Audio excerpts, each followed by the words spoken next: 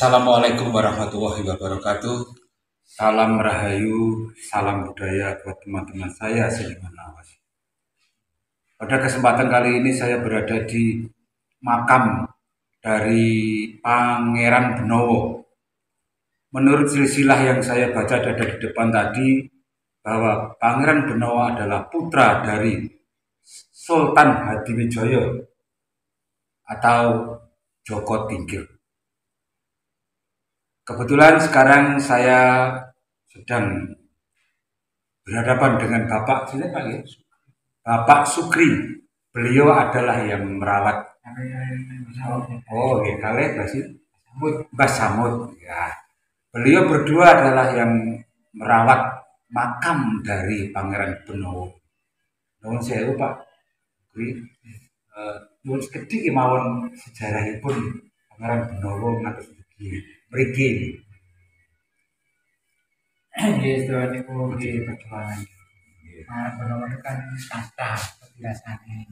Nggih. Tengene ana salam Jombang wonten, Nggih. teng Tulungagung wonten. Nggih. Tengene Kendal wonten, Pemalang wonten kadang. Sragen wonten nggih, terus niku Pati Pocawangi. Pati ini wonten nggih. Nggih.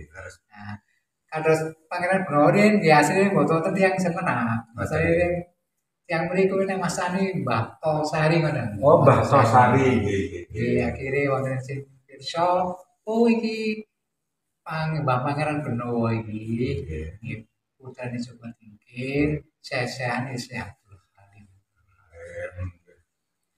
Ini perjuangan di teng mriku nggih. Nggih, pancen pun nggih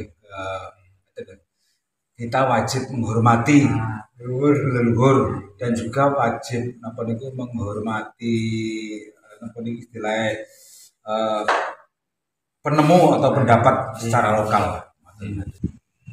Ternyata makam dari Pangeran Benowo itu terdapat di mana-mana, termasuk di Sragen, Pati, juga ada di Solo, bahkan ada di Kelurahan Benowo yaitu di Surabaya, Jawa Timur. Pada kesempatan ini saya akan masuk ke makam dari Pangeran Benowo. Monggo.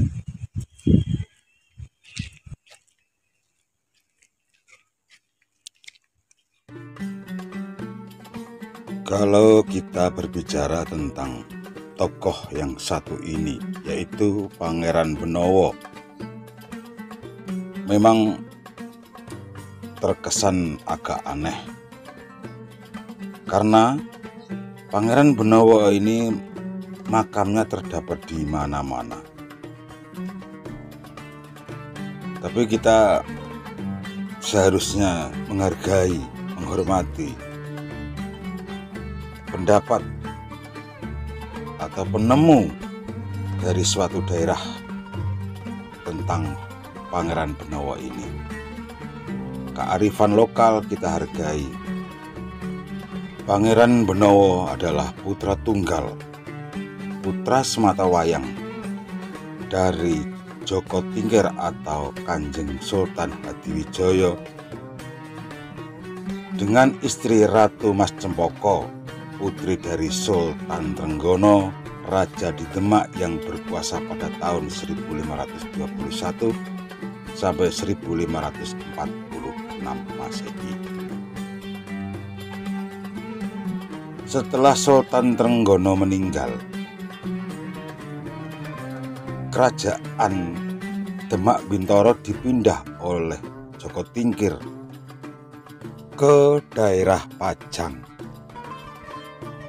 Sejak saat itu Joko Tingkir pun berkuasa di Pajang dan bergelar Kanjeng Sultan Hadiwijaya pada tahun 1568 sampai 1583 Masehi. Setelah Sultan Hadiwijaya meninggal dunia, seharusnya yang menggantikan kedudukan sebagai penguasa di Pajang adalah Pangeran Benowo. Akan tetapi atas kepintarannya, atas kelicikannya Arya Pangiri dari Demak, maka Kesultanan Pajang dapat dikuasai dan dipimpin oleh Arya Pangiri. Sedangkan Pangeran Benawa, dia ikhlas menerima jabatan sebagai adipati di Dipang Panolan. Karena dirasa tidak adil selama menjadi sultan atau pimpinan di Pajang, maka Pangeran Benawa bersekutu dengan saudara angkat, yaitu Panembahan Senopati yang ada di Mataram, untuk menyerang dan menggulingkan pemerintahan di Pajang yang dipimpin oleh Arya Pangiri. Akhirnya Arya Pangiri pun dapat dikalahkan dan dipulangkan ke Demak Bintoro. Dan selanjutnya Pangeran Benawa pun menjadi pimpinan atau penguasa di Kesultanan Pajang menggantikan Arya Pangiri. Tapi hanya berselang 1 tahun Pangeran Benawa memimpin Keraton Pajang. Akhirnya Keraton Pajang pun diserahkan kepada Panembahan Senopati di Mataram, karena Pangeran Benawa tidak berminat sama sekali untuk menjadi pemimpin di Pajang. Beliau memilih jalan hidupnya untuk sebagai pendakwah agama Islam.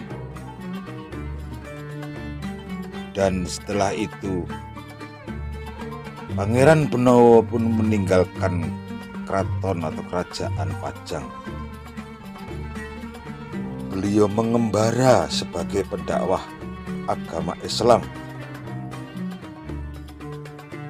dimulai dari Kabupaten Kendal sampai Kabupaten Jombang, Jawa Timur, dan akhirnya beliau pun sampai di tempat yang bernama Benowo, yaitu masuk dalam wilayah kota Surabaya.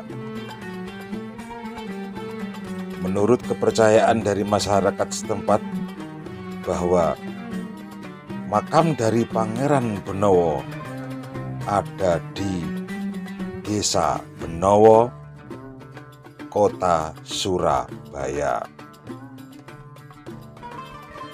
Oke teman-teman, demikian cerita singkat tentang perjalanan dari Pangeran Benawa, putra mahkota dari Kerajaan Pajang, yang akhirnya meninggal dan dimakamkan di Benowo, Surabaya.